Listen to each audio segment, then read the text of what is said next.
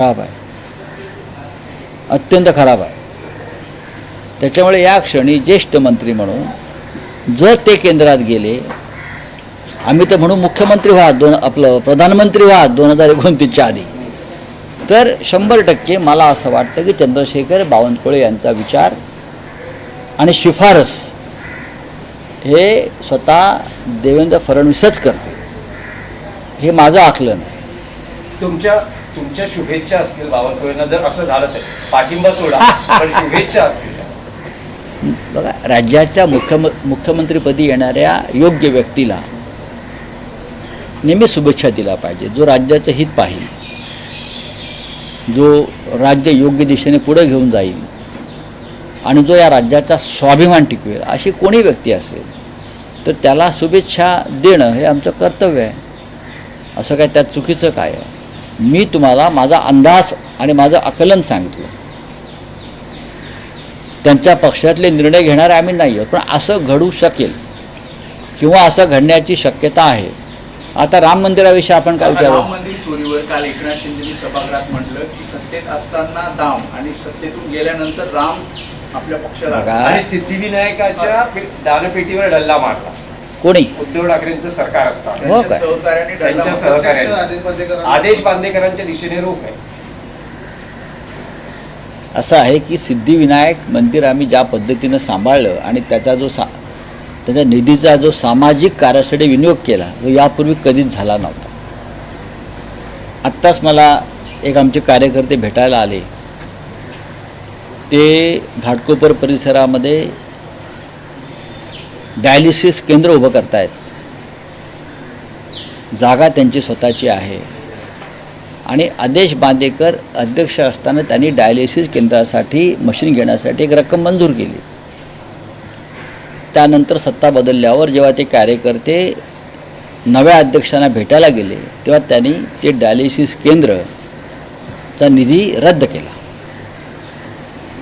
आणि म्हटलं, जर तू आमच्या पक्षात प्रवेश केलास तरच तुला हा निधी मंजूर केला जाईल.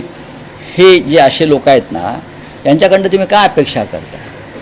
सिद्धिविनायक केंद्रातनं, सिद्धिविनायक मंदिराच्या न्यासानं आदेश बांदेकर, संजय सावंत हे सगळे लोक असताना जेवढं उत्तम काम केलं तेवढं कधीच ते काम होऊ शकलं नाही. आता राम मंदिराचा विषय काढला म्हणून तुम्हाला सांगतो, 18 जुलैला शिवसेना पक्षप्रमुख नागपूरला रामरक्षा आंदोलनात सहभागी होण्यासाठी येत आहेत. राम मंदिर लुटीच्या प्रकरणामध्ये जो देशात असंतोष आहे, आजही मुख्य आरोपी पकडले गेले नाहीत, आजही ती लूट सुरू आहे आणि स्वतःला हिंदुत्ववादी समजणाऱ्या संस्था आणि संघटनांनी पुरस्कृत केलेले डाकू आणि चोर आजही अयोध्येमध्ये आहेत. त्यांनी राम मंदिराची आणि रामाची पूर्ण बदनामी केलेली आहे आणि म्हणून शिवसेनेनं रामरक्षा आंदोलन जे सुरू केलं आहे त्याचं एक पहिला टप्पा मुंबईत पार पडला.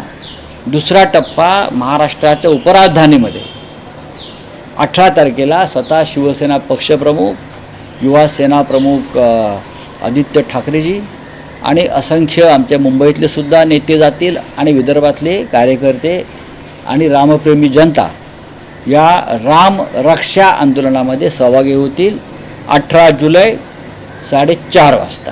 चला, आरोग्य योजनेतील मला माहिती. आणखी एक विषय होता की नाशिकमध्ये ठाकरे गटाच्या नगरसेवकांना संपर्क साधला जातोय. 15 पैकी 5 ते 6 नगरसेवकांना काही कोटींच्या विकास निधीची आमिष दाखवली गेली. काही कोटींच्या विकास निधीची नाही, काही कोटींच्या लाचेची. गेल्या 1 महिन्यापासून त्यांचे काही लोक मेंढ्यांचे बॅगा घेऊन नाशिकमध्ये फिरतायत. हे खरं आहे, घरोघरी जात आहेत, पण आमच्या एकाही नगरसेवकानं बरं का त्यांना घराच्या उंबरठा आपला ओलांडू दिलेला नाही, हे सुद्धा सत्य आहे. बोलिये. राज्य सरकारच्या आर्थिक नियोजनावर प्रश्न तर उपस्थित केलेच त्यांनी, परंतु यासोबत जी लाडकी बहीण योजना आहे त्याच्यावर 3000 कोटींपेक्षा जास्त खर्च झालेला आहे. या संदर्भात राज्य सरकारने कोणत्याही प्रकारचं स्पष्टीकरण दिलं नाही. या संदर्भात खरं म्हणजे 85 लाखापेक्षा जास्त बोगस लाभार्थींना जो लाभ दिला ती गंभीर चिंता आहे. आता ही तुम्ही वसुली कशी करणार आहात? आर्थिक बेशिस्त यालाच म्हणतात ना. जे ज्यांची गुणवत्ता नाही, ज्यांना मेरिटवर हा लाभ घेता येत नाही, अशा लाखो बोगस लोकांना मतं विकत घेण्यासाठी, निवडणुका जिंकण्यासाठी तुम्ही शेकडो कोटी रुपये दिलेत. हीच आर्थिक बेशिस्त आहे. आता काय करणार आहात तुम्ही सांगा ना.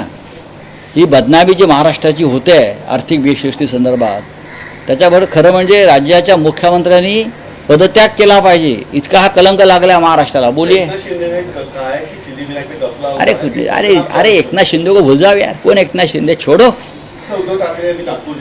देखो, सिद्धि विनायक ट्रस्ट ये हमारे दिल के बहुत करीब है. ये मंदिर हमारे लोगों ने वहाँ इतना अच्छा काम किया है, गरीब लोगों को इतनी सहायता दी है, आपको मालूम है, जाकर देखिए आप. और हमारे अभी भी वहाँ लोग हैं, वो अभी जो उनका नया न्यास बना है वो राम मंदिर ट्रस्ट जैसा है. लूटने वाले लोग बैठे हैं.